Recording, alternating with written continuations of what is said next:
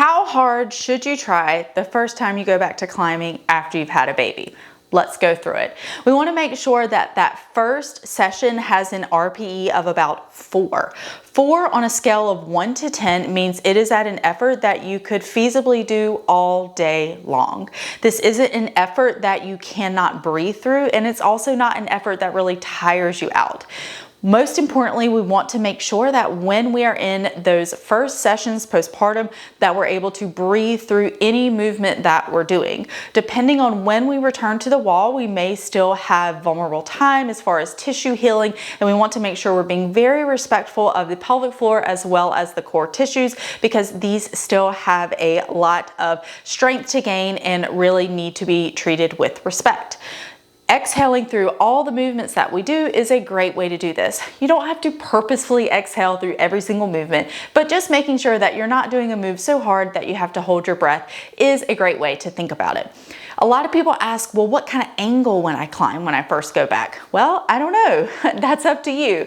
Knowing that when you climb steeper, it is going to place more demand on your core, and you may not be ready for that. I can't say exactly what angle you should or shouldn't climb because I don't know what your baseline is.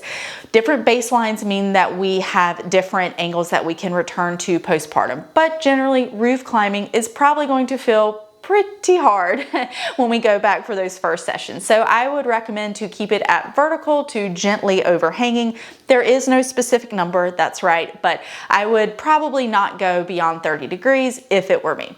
Now, we want to also remember that you want more left in the tank when you leave. I want you to be able to feel like you could have done a little bit more. This means that we are being really respectful of our body because we still have a lot going on postpartum, especially during those first few weeks. We want to make sure that we're leaving our session with enough energy to still take care of our baby and to still allow our body's priority to be on healing, because that's where it needs to be.